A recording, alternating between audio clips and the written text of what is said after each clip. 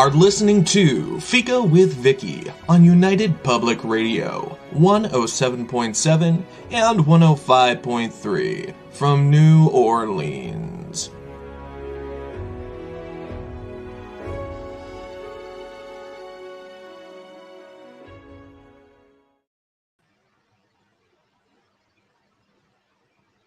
Everyone, and welcome to Fika. Our guest today is author Sarah Archer. This is a return visit to Fika for Sarah, her fourth visit, actually, and it's always fun when she joins us. I can't wait to start chatting, but first, introductions, because that is the proper way of doing things. Sarah is an author of short stories and novels, a poet, a screenwriter, a blogger, an instructor in the art of writing, and co-host on the award-winning Charlotte Readers podcast. You'll want to check out her site, Sarah Archer Writes, and its address is scrolling across the bottom of the screen here, but if you can't see the screen, I'm sure if you put those words, Sarah Archer Writes, into search, you'll get there. And when you get there, you'll want to check out her blog. There is a link to her ebook of poems, Weird Women, that I love, as well as several writing articles that are very helpful, including 7 Reasons to Write a Short Story, which is where I found out that Sarah was a mutual fan of Alice Munro. So we decided to do a chat about her the way we did Ray Bradbury. Alice Munro, known as a master of short stories, was born in Wingham, Ontario, Canada, and won the Nobel Prize in Literature in 2013. And yes, that's a short bio, but we'll be uncovering more about her throughout the next hour. And hopefully, if you're not already a fan, entice you to take a peek at her short stories. Thank you for helping with this, Sarah. And welcome to Fika. Thanks, Vicky. Thanks for having me back on. I always have so much fun talking to you. And thanks for suggesting this. I had read one of Alice's books, but this really gave me a good excuse to dig more into her work and just reignited my love for her work. And yeah, this is a lot of fun. So although we're going raw and off the cuff here, I just want to ask to start off, what did attract you to Alice? How did you find out about her? So the first collection of hers I had read it's a long title. It's Hate Ship, Friendship, Courtship, Love Ship, Marriage. I think I'm getting that right. We've got if you're watching the live version, you can see the cover. But someone gave me that book several years ago, maybe about 4 or 5 years ago. And I had heard her name before, but I had never read her, which is kind of shameful given that she's such a luminary, and a Nobel Prize winner and very well regarded. We have no shame at Fika.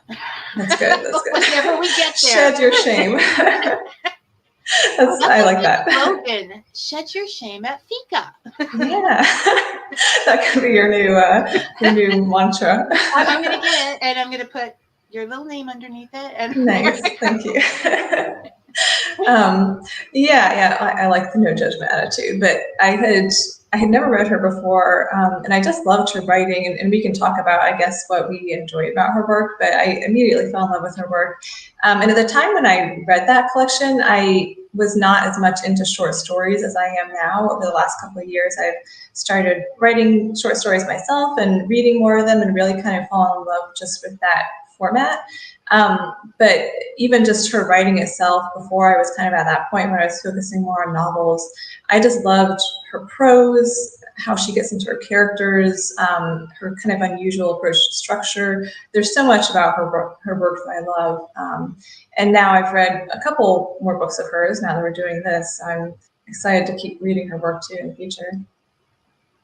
Yes, no, definitely. I can see why, having read your writing, particularly your short stories, mm-hmm. I can see why you would be drawn to her. She has that same earthy feel that your stories.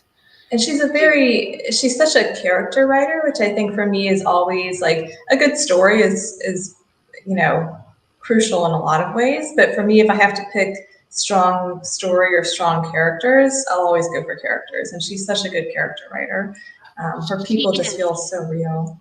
I think they are. Yeah. They are real people. For me, it was about 4 years ago, and I was doing a Fika with a proprietor of a rare book and used bookstore online. Okay.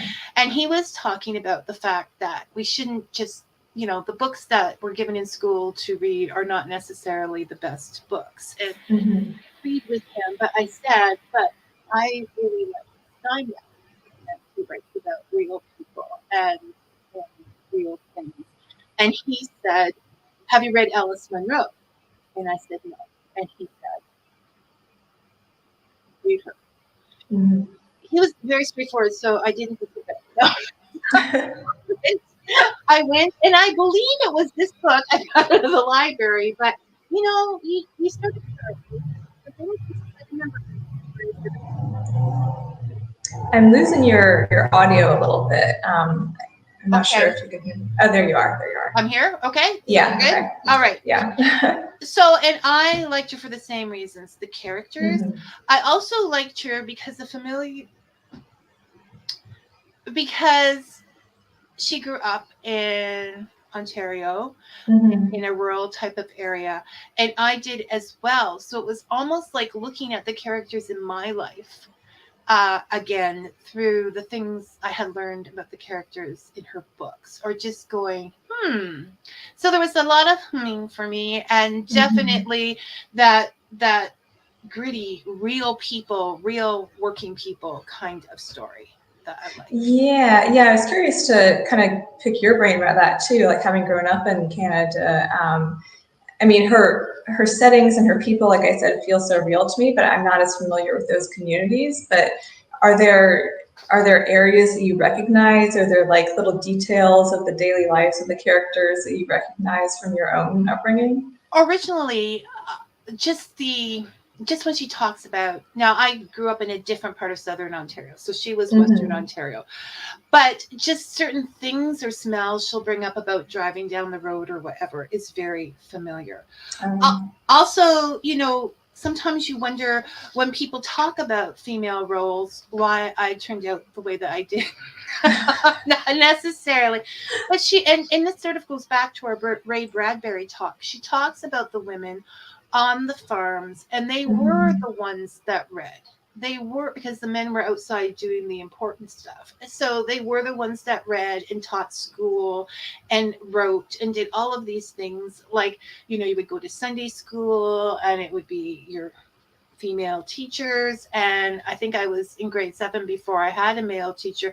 So it didn't seem weird to you that women were doing these things, because that is what they did, and discussed different passages or whatever in different books. So that is different than perhaps when she went into the world of academia, where that was a man's area more. And so that would have been quite an eye-opener for her, I think. That's such an interesting distinction, that like the kind of everyday education, it's almost more of the women's domain there, but then once you get to the higher levels with the kind of ivory tower academia, it was a little bit more weighted towards the men. But that's such a theme that comes out a lot in her work, I think, is sort of the conflict between having an intellectual life versus having a domestic life, and weaving those things together. And I would imagine for her, that was something probably very personal. I know she was married, she had kids, and she was also, running her writing career at the same time. But she has a lot of characters who sort of grapple with that tension of maintaining some sort of inner space and inner life for themselves, and having a life of the mind and creative pursuits. A lot of her characters are women who are writers, but also they're taking care of children and aging parents and spouses and having friendships, and the sort of expectations of the societies and communities that they live in sometimes rub up against their more inner goals. I agree. It's not always, we look at it as it being the husband's fault. He is definitely, which brings us back to another subject. What I like about her books is there is no judgment on the characters. There are no good characters or bad characters. They are just people, and this is how they live.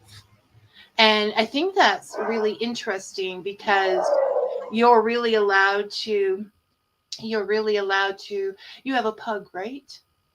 Yes, sorry. I was thinking, He like, just started barking in the what distance. kind of dog does Sarah have? Because it sounded like a bit of a hound at first, and then He's small, but he has a mighty bark. he'll keep strangers at bay. That is for Yes, sure. squirrels at least.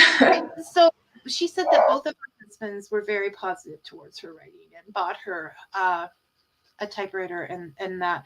But the problem was not in being a housewife, she didn't care about, but that people, and I was a stay-at-home mom, so I'm understanding this completely.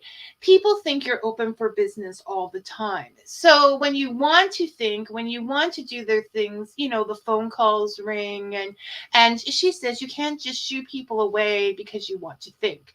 I'm thinking now, I wish I had shooed more people away.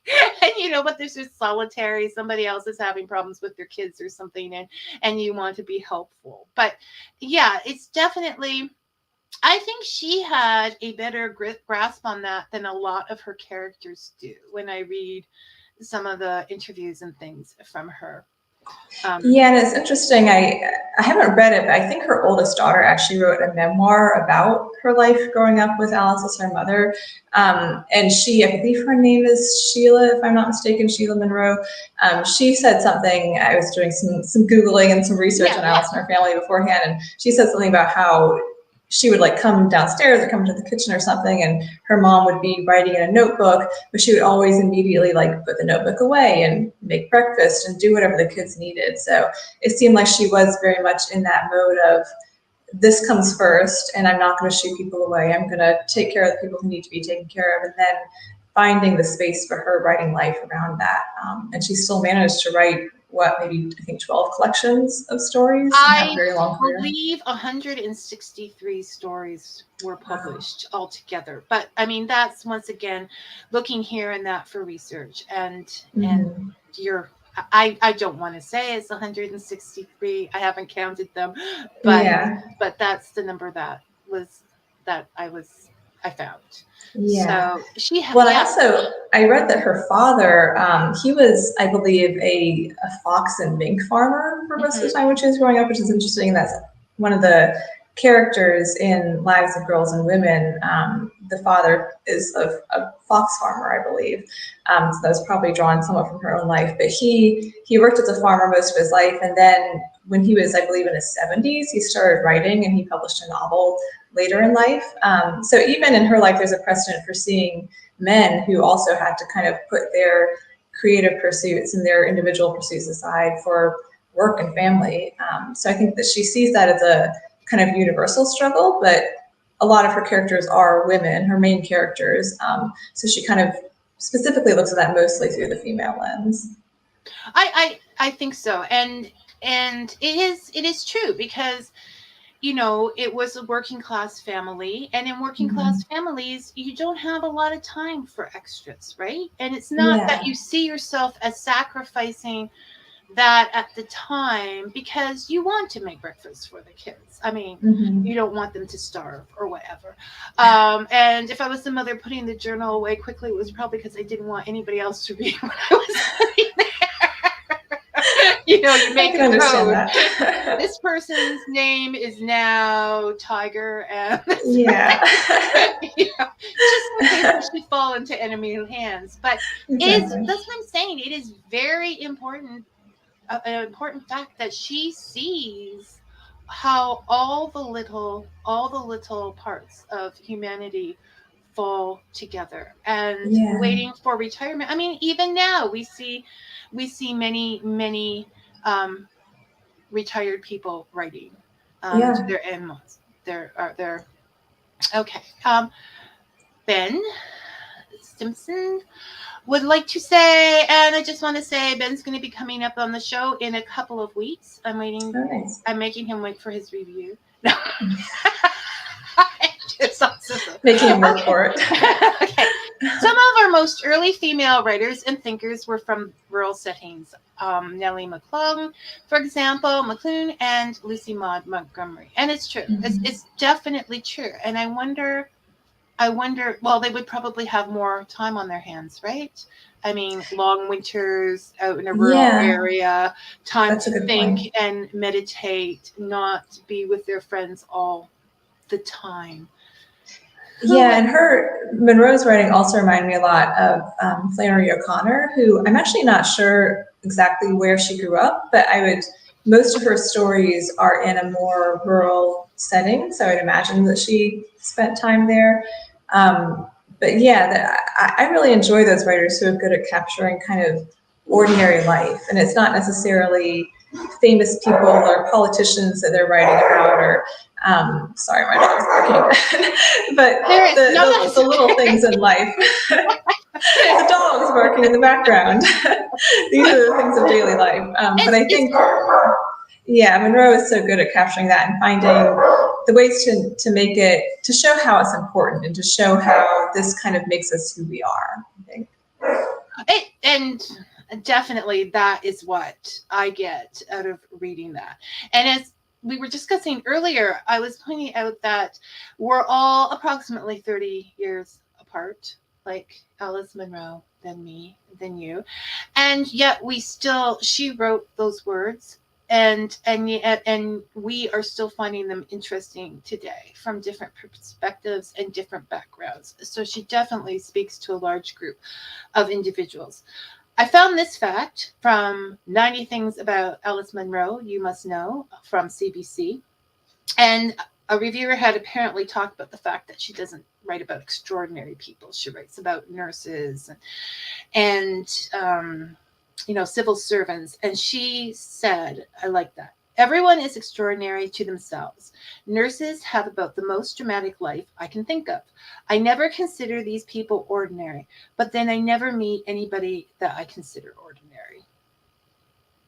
I love that. Yeah, I think I always like to think that real people are always so much more complex than even the most complex and interesting and well-developed character. And so I think just by really depicting people as they are, and I don't know how much of her work and her characters was based on like actual literal real people she knew, but they certainly feel real, and just the kind of substance of their daily lives and the choices they make and the ways that they relate to each other, she finds what's fascinating in that. Well, I think, okay, Brian is here. I have something to say to him. But I'm happy you're here, and it's a good thing, Brian. I'll get back to your question in just a second. I have seen many people say that her work is a memoir, but a lot of the characters are changed up enough in the stories that I've read that I think she sort of interchanges them and changes them a little bit, and in some of the stories. But I know in the hate ship, love ship, courtship, I'm not going through the entire collection. I know that the story Family Furnishings, I believe, was about her aunt, and there's a couple of quotes in that I loved. We'll take Brian's comment first. Brian, I have to wonder about how the cultural environment affects one's writing style. Example, rural versus online oriented. And good question, Brian. Would you like to have an opinion on that, Sarah? Yeah, that's an interesting question. I mean, I think one thing that really strikes me about Monroe's work is that it's very sensory. Like, she picks up on the sensory details of nature, of the environment around her, of cooking, of like the things in the house. And maybe that is related in some ways to being in a rural environment. At least she's writing from life, it feels like, so those details feel very authentic.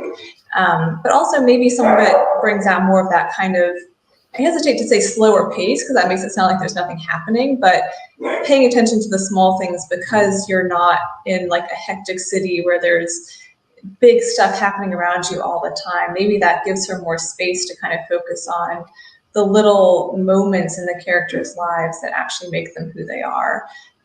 Like, there's one character in Lives of Girls and Women, I think his name is Uncle Benny, even though he's not actually their uncle. Everyone just calls him Uncle Benny. But he gets all of his news from a newspaper, but it's not like a regular newspaper. It's sort of it's not a celebrity tabloid, but it's one of those tabloids. I don't know if you used to see these in the grocery stores, but they'd like have the Inquirer and things like that. Alien baby is born in Utah, like those sorts of headlines. And so this character gets all of his news from those. He has like no other connection to the outside world, and because they're in this small rural town in Canada, like he really doesn't know anything about real life other than these crazy headlines that he's reading, which is something that you couldn't really have if you're setting your story in a city and people are more exposed to other people and other influences. But I think that sense of isolation sometimes helps create these really interesting characters as well. Well, and there is the idea when he says that example rural versus online oriented, that when you talk about writing what you know, it's harder to know, to touch, to feel, to have that sensory idea with an online experience. You're not, feeling that sun, that first peach picked off of the tree, that kind of thing. So it allows her to be more sensory oriented, I think, which is what I love about her work, because it's just like, oh, I remember that. And so it definitely has that kind of feel. The quote, that's true. The quote at the end of Family Furnishings, she wrote, "I did not think of the story I would make of Frida, not of that in particular, but of the work I wanted to do, which seemed more like grabbing something out of the air than constructing stories. The cries of the crowd came to me like a big heartbeat, full of sorrows, lovely formal sounding waves with their distant, almost inhuman assent and lamentation. This is what I wanted. This was what I thought I had to pay attention to. This is how I wanted my life to be." So I definitely think that story was more of a memoir, and I want my life to be that too. She's just, because she does that. She creates that. So did you want to go through some of the stories and sort of talk about the characters and what we think? Sure. How they have, because okay, I'm going to say something that I think about her writing, and then you do. Okay. I feel in her writing, love isn't so much as a thing. There are no big loves. There are these little tiny loves for different reasons, and sometimes we get into them because of loving ourselves a little too much. But and I'll be judgment there. But a little judgment is fine. But love causes movement in the life. It always causes movement. Yeah, that's a beautiful way of putting it. And I think that the way that she writes about love is it can be very, very tender and real, but it's also never saccharine, and it's never sort of glossed over or romanticized. I think if I had to pick one story of hers that I read that would be my favorite, it's The Bear Came Over the Mountain, which is the last story in Hate Ship, Friendship, Courtship, Love Ship, Marriage. I would say to anyone who has not read her work, I think so. I think I passed. But if you read one story of hers, that would be the one that I recommend. But it's a story that deals with love and relationships in a very kind of unusual way, but in a way that to me was also very touching. And it's about this older couple, a man and a woman, and I think they both work in academia. Maybe they've always both had very sort of rich intellectual lives, and that's a big part of their connection. And now the woman has developed over time some form of dementia, and she ends up having to go away to a nursing home. And when she's there, it's kind of hard when the man is visiting her for him to be able to tell what she actually knows or remembers. Does she recognize him? Does she know that he's her husband? And she develops a romance with this other guy there in the nursing home who's kind of like her new boyfriend. And so the husband becomes sort of a bystander watching this develop. But then he also has his own history of infidelity that kind of comes out in some ways over the story. And it's very complex, and but she still really develops, despite all the complications, this sense of like such a strong abiding love between husband and wife that to me was very affecting. So she's, I think, almost because she acknowledges the harder sides of relationships and doesn't try to romanticize too much. I think when she gets at the real love at the core of those relationships, it's more powerful to me than in a more sort of like glitzy, like everything is sweet kind of romantic story. Well, I'm going to do some spoilers because I already decided to do this because one, I don't think you actually read her stories to get to the end. You read her stories for the journey. And second of all, because the books have been out for quite a long time. And so if you haven't read them already, you know. Get with it. Get with it. So I'm not going to stop. But the idea of love is definitely questioned there because he cheated on her and he cheated on her several times. And then at the end, even though she doesn't remember him and she's in love with this other individual in the home, that he goes to bring him back to her because she will be happier. So in the end, her happiness, her health is more important to him than how he feels about the relationship. And I think that shows that he values her. Yeah, I think that's so true. And I also love what you said about how you don't necessarily read her stories to get to the ending. And I would love to hear what you think about her endings. They're a little bit ambiguous a lot of times. And she said something, I found it where she said something about she writes to get to, she wants to get a feeling of mystery or surprise, not a mystery that finishes the reader off, but something that makes the character or reader wonder. And I think that really comes through in a lot of her stories. Like they don't have a neat conclusion where everything's tied up with a bow, but she always has the best ending lines. I love her ending lines and images that she uses. That is what I wanted. That was the work I wanted to do. Yeah. No, because there was one point while reading this that I'm like, wait, did I finish that story? I don't remember the ending to a story ahead of it. And then I realized I did. It just wasn't your normal ending. So yes, she does do that. But yet you still feel fulfilled. Yeah, you definitely feel fulfilled. And I think her structure in general is kind of unusual. She doesn't really follow like a typical beginning, middle, end, like here's an inciting incident, here's a climax sort of story structure.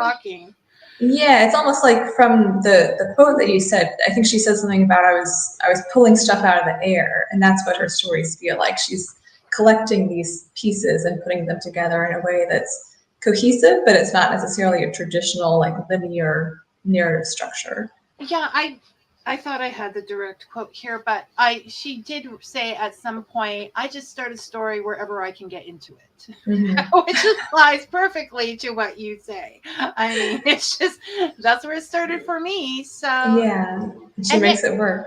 Yeah, she makes it all work. But apparently, like, she is very seldom happy with the story. She's pulled books back from publishers when editors said, because she wanted to change from first, third to third point of view, I think, or vice versa. And she paid a penalty for doing it because it was already in printing, because she wanted that changed. And so this is just, that's what she does. And she won't show anybody her work while it's in progress. So, I can understand that. I don't like to show anybody anything. Don't criticize it yet. Yeah. Criticize it later.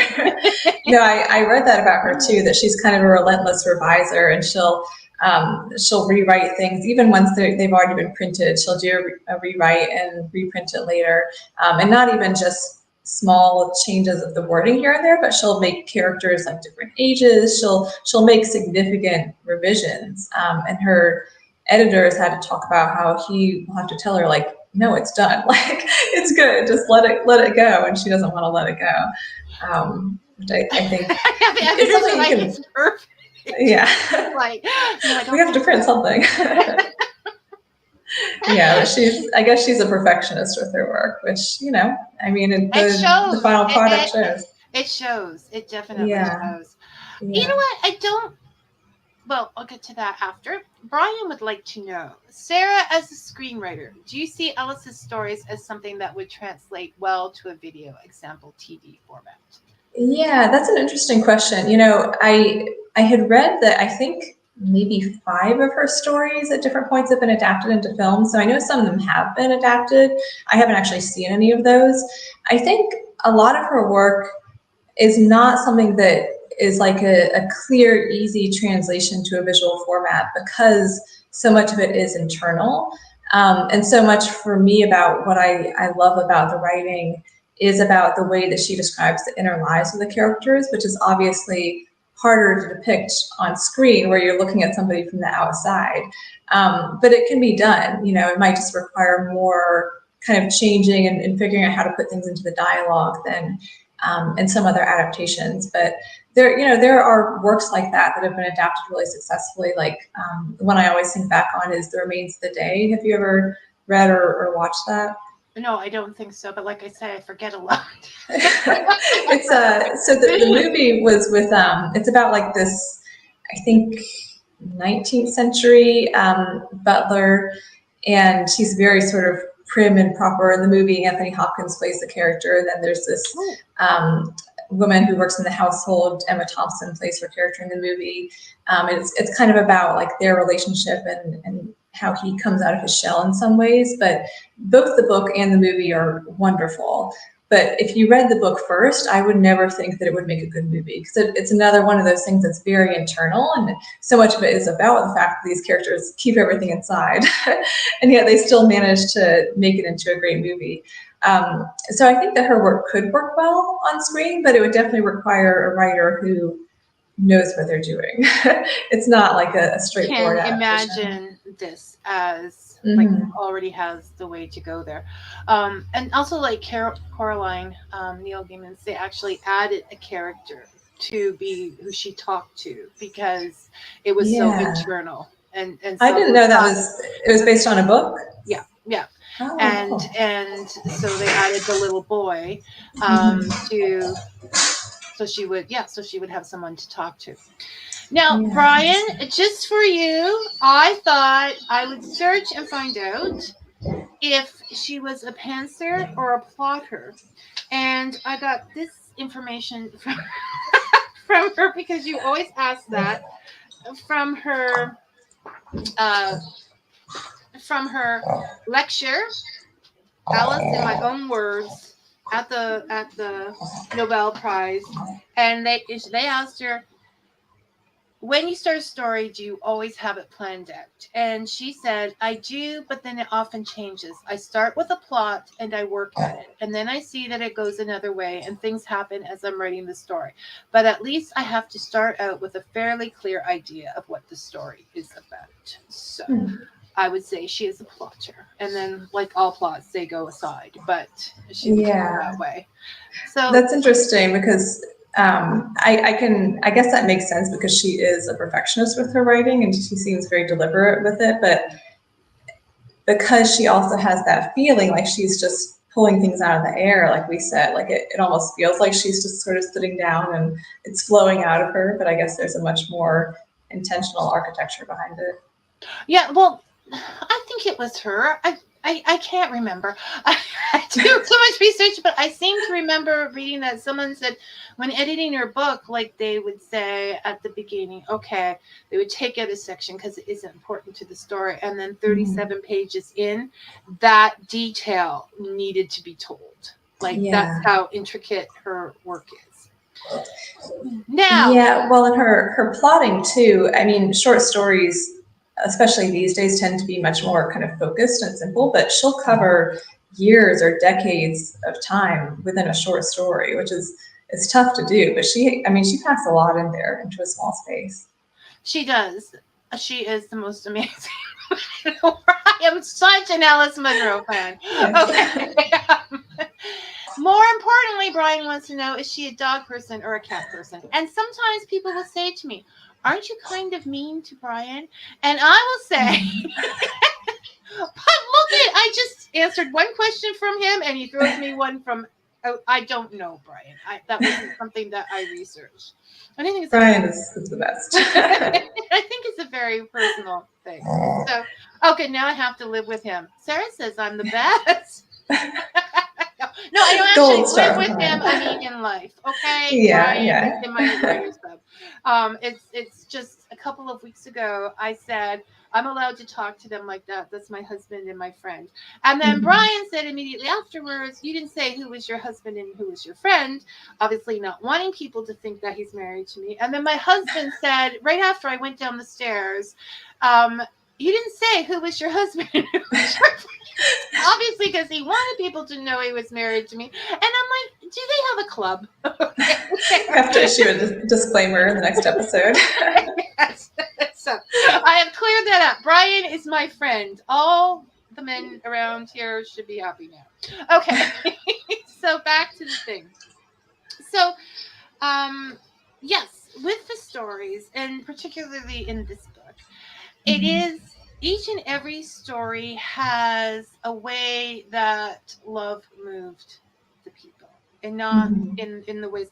So I'm going to take the original story, which is of course called Hate Ship, Friendship, Courtship, Love Ship, Marriage, Mhm. and talk about the fact that here was someone entering old maid age, and because of the prey of some teenage girls, she ended up getting married, Mhm. and how that worked. Now, anyone that saw Joanna on the street or talked to her would see her as a very gruff individual. Mhm. And yet, throughout the story, we realize what a caregiver she is and how much she will give of herself to love someone. Mhm. She has been a caregiver in the future, and how she panned out. It panned out in her marriage, which didn't turn out to be what people would consider a great romantic love, but it probably worked really well for them. They both saw what they were Yeah. getting out of this. Yeah, and that story is so interesting because, like we said, she doesn't really have clear-cut endings a lot of times, but overall, I would say it's a pretty happy ending, at least within the scope of Alice Munro stories. And it's such an unusual way that this couple comes together, and there's deception, and there's, they're not necessarily clearly well matched initially, but by the end you feel like, yeah, I'm like happy that they're together and this is going to work and this is a good marriage, and somehow in this weird twisty way fate brought them together. Yeah, I just think that was another one of my favorites in that collection too. It's such a it takes you on a real journey and you don't really quite know where it's going to end up. Practically speaking, that would be a great love because they Mhm. would be working together. Like she had no problems with putting work into a relationship. Mhm. That's what she did. So she just thought. And thinking about that, as you said earlier, is there a part of the rural experience that would, when I wasn't actually on a farm, we didn't own a cow. We lived in the Mhm. rural area, but my father worked at a factory in town. So I can't say from personal experience, but I know with a lot of the boys in that, finding someone to marry that would stay on the farm, that would do those practical things, was a big Mhm. thing. And now out in Western Canada, they have a show actually, about farmers trying to Really? find a mate to live on the farm. It's not The Bachelor, definitely, but it um oh is a thing. So like you can almost see how that was transferred to this Mhm. story, that idea of a practical marriage that Yeah, and I think one of the things that makes that really work in the story too, and one of just my favorite things in her writing in general, is the descriptions of the domesticity.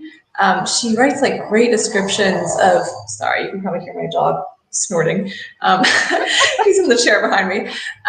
Like cooking, cleaning, the ways that characters kind of fit out their houses, these really sort of detailed tactile descriptions. Like I love in that story the part where Joanna goes to this guy's house and he's living in kind of in shambles and he's sick, and she comes in and she just like takes over and cleans the house and finds ways to cook for him out of the weird kind of odds and ends that he has around in the kitchen.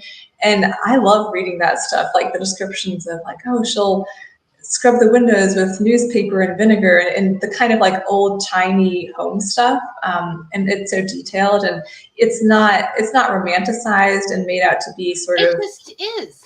Yeah, it just is. It just is, and it feels very real. And it makes you almost respect the character, because you're like, she's willing to literally get her hands dirty and just put in the work. And a lot of her characters, I think, are like that. And on a more inner level, putting work into a relationship is what makes it work. I mean, it's never, you're not going to have a long-term relationship if you're not willing to take that shovel and shovel things away. Like when Brian says, great minds think alike.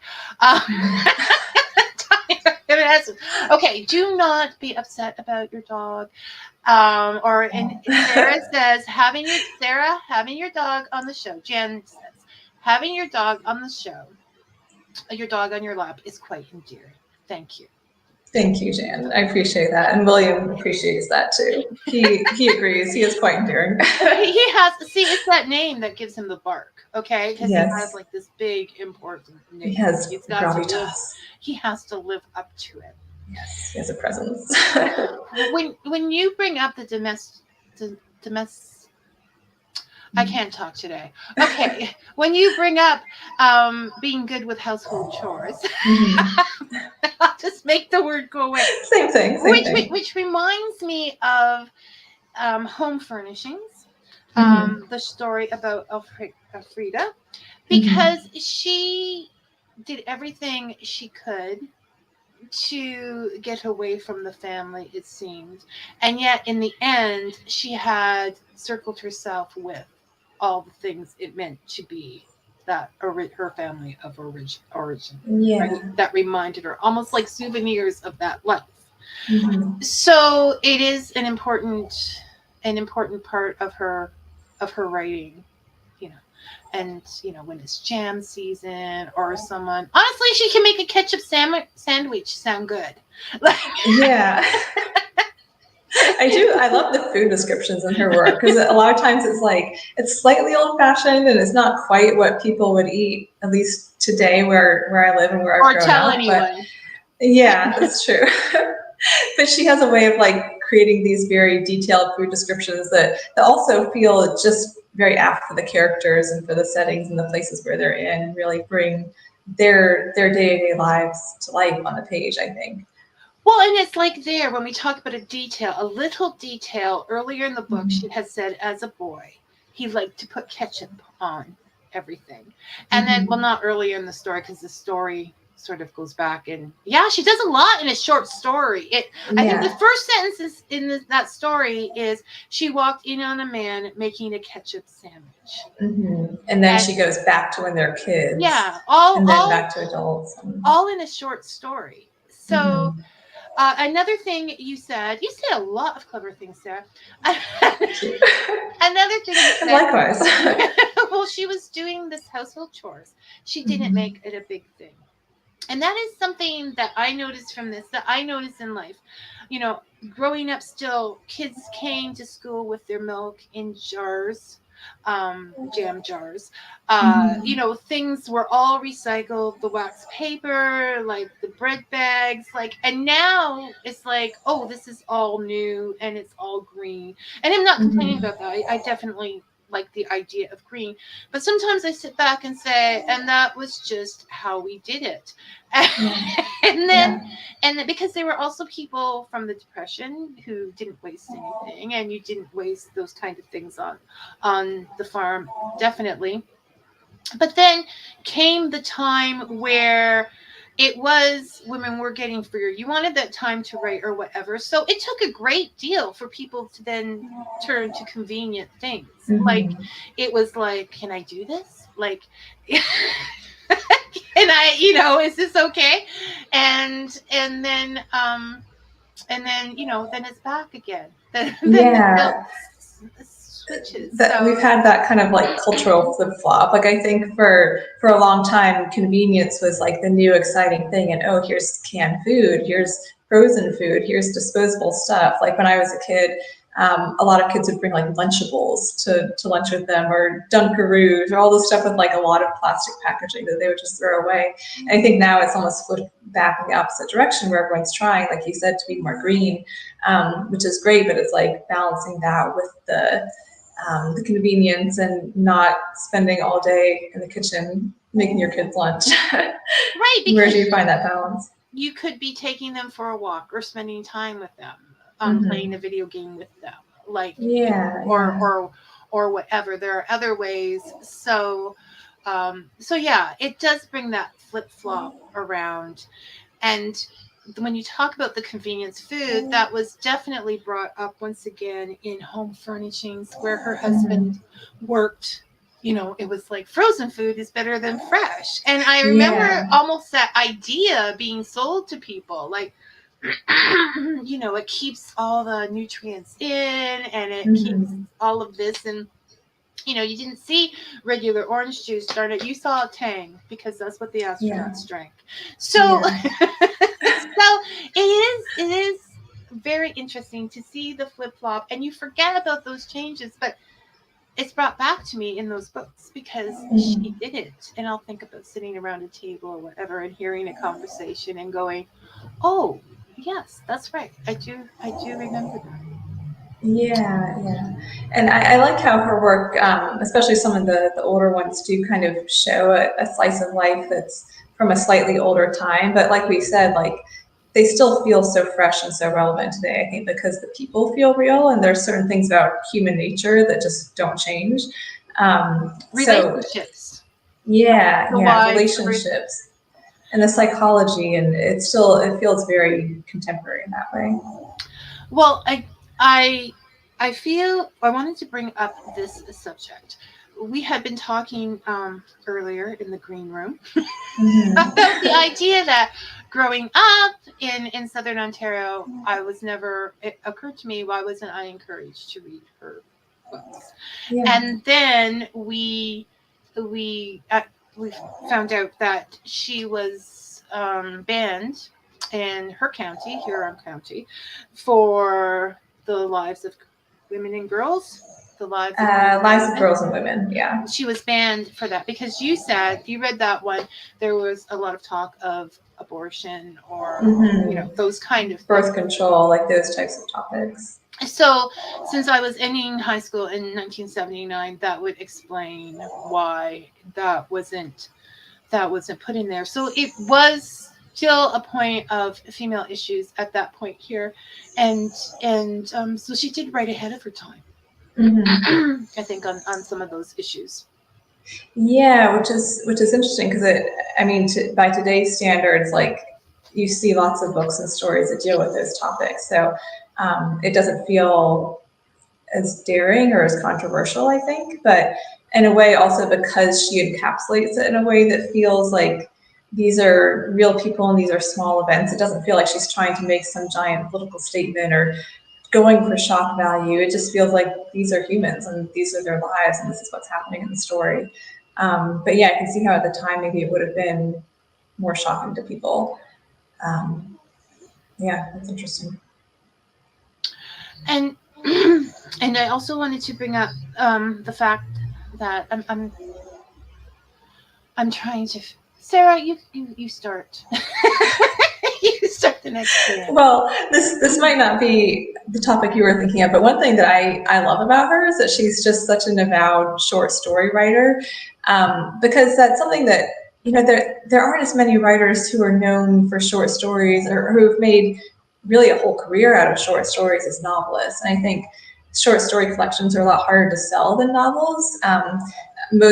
Most readers, I think, especially people who kind of look more for commercial fiction, they'll pick up a novel before they'll pick up like a collection of short stories. And a collection is harder to pitch because you can't necessarily say, like, here's the story, here's what it's about, here's the world of it. It's more about, do people like that writer? So it's harder to sell that unless you're already established. But she talked about how when she was early in her career, she faced a lot of pressure to write novels, and people would say, like, the short stories are basically practice, like when you're going to write a quote unquote real book. And when she met her editor, who she ended up working with throughout her career, he basically told her, like, no, your short stories are wonderful. Like, these are the end goal. I'll publish these. You don't have to write a novel if you don't want to. But I think, especially for me as someone who's come to love short stories more over time, I like how she just committed to that and made a career out of it. And no, it is definitely true. We do not give short stories their credit. We think of novels as being serious, and I think that's something she had to work through in her life too, because it was always, oh, I finished this. Now I have time. I'm going to write that novel. I'm going to write that novel, until she finally realized, no, I am a short story writer. And I think that does stop a lot of people that would be writing short stories. Of course, yes, Susan, would be writing short stories. They feel like they have to write a novel. So I pledge, Sarah, that when you finish your anthology of short stories, I will put them on. Okay, I will definitely. I've been doing a lot of short stories because in life it's kind of nice to be able to pick up a short story and read it in an afternoon. And her stories, I mean, like we said, she covers so much in there that they almost leave you with as much to think about and to feel about as many novels do. So it leaves she's not skimping. There's an intensity that there may not be in longer fiction. Yeah, that's true. It's all happening right there, and so all the feelings are very on surface. Yeah, Susan B. Marcus, author Susan B. Marcus says, I actually prefer a book of short stories like Karen Russell's collection. And I will check those out, but I would also like to say that I actually prefer a book of short stories like Susan B. Marcus's collection. And thank you, Susan. It's good to see you. Two writers I will both have to go and look up now. Susan actually just published hers, and it was, once again, she was going to write a novel and then realized, this is a short. I was a little disappointed in that one because I had read it thinking I want more, so she'll have to write more short stories on that subject. Which, you can always write more. Oh, now Susan is blushing. Susan, stop blushing. Here's a question from Brian. For you, it just says Sarah on it. Okay. Sarah, how about a short story about a pug who becomes a scene-stealing video star? Purely fictional, of course. Purely fictional. I mean, I'm ready for that. I know one person at least who would read it, who is my lap companion here. I think I wrote a script years ago that had a pug in it, but I don't think I've ever written anything else that has a pug. But I should bring that back because they're so entertaining. Trademark thing for you, like in every story, a pug makes an appearance. Well, there's like the author, I think Chris Van Allsburg was his name. He's a children's writer. He wrote the book Jumanji and some other famous kids books, and he also, I think, illustrated them. But I think he had a what's it called? A bull terrier, the ones that are like black and white with kind of long noses. He had one of those, and so in all of his books, there would be at least one bull terrier in the illustration somewhere. So maybe I should have like a pug make a cameo in everything I write. Her cameo pug, and then we'll just buy the books to find out where the pug fits in. Exactly. It's like, where's Waldo? Where's William? into all of these stories. So there's still so much to say on Alice Munro and the different stories. But if you had one sentence that sums up to you, I shouldn't put you on the spot like this, but you are a writer, so let's go for it. To sum up how you feel about her writing, what would you be there? Maybe a lot and a little, because like we're saying, I mean, most of her stories are short, and she tends to pick topics that might on the surface seem like they're kind of quotidian, or like there's not that much big exciting stuff going on. There aren't like murders and earthquakes and that kind of thing, but there's so much drama and so much intensity within those stories, and also pretty complex plots and large casts of characters. And like we said, she'll cover large swaths of time and jump around in time. So even though her stories are shorter than a typical novel, like she just packs so much in there. And I think as you read them, you can reread her stories multiple times and just dig into the surface and discover so much more on every reading. It's not one sentence, Sarah. Sorry. No. It was a Started with one sentence and then became many. It was a very good roundup. No, there's a lot of thoughts. There's a lot of thoughts to put into who she is as a writer. And when you were talking, see, you always inspire my thoughts. When you were talking, when you said there's like back and forth, I think about those.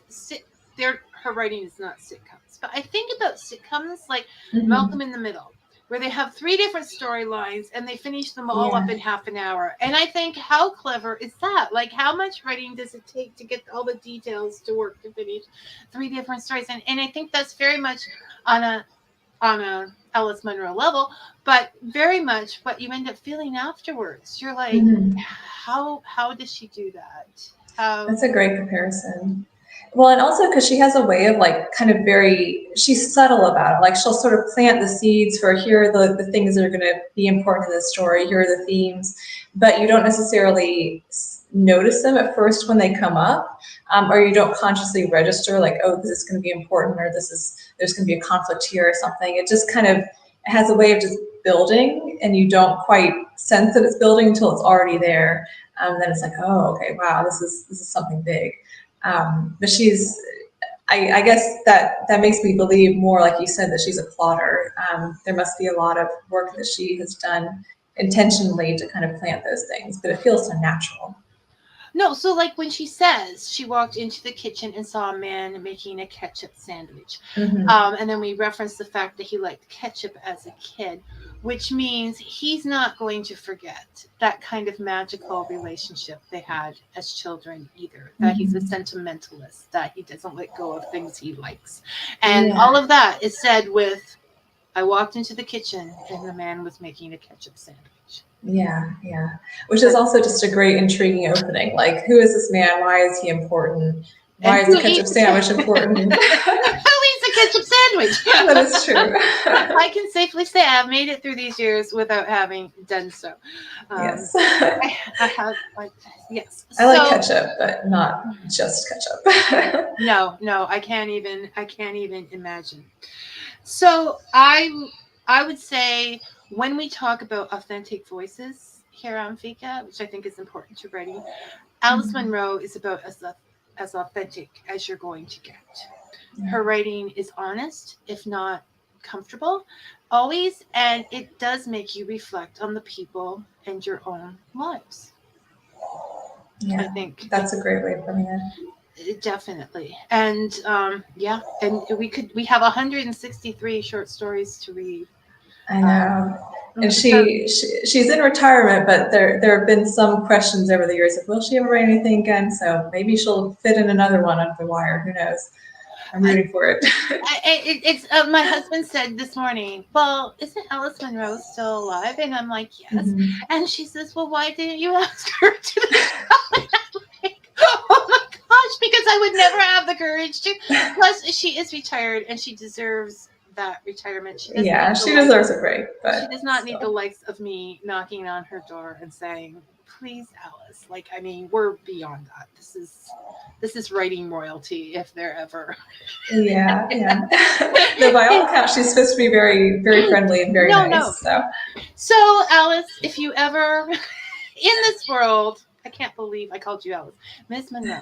If you're ever in this world and of Fika and you happen to see this, you are always invited. I did not invite you for any other reason than I feel like you deserve all the peace you can get for the joy that you have given us. Yeah. And Sarah, we have to say goodbye again. But I'm sure you'll be back. You know where to find me. So, in the internet, online. Yes, always there. Sarah lives in the internet for me. So thank you and take care, and I'll talk to you soon. Okay. Yeah, likewise. Thank you. This is wonderful. Okay. Bye-bye. And I'm going to press the wrong way. Okay. All right, everybody. I'm going to close down the comment section now, so don't type something that I'm not going to see. Thanks for everybody who did comment and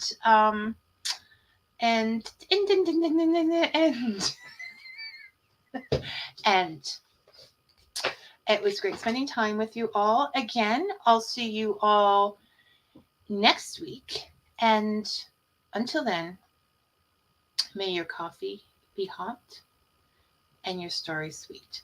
Thank you for listening, everyone.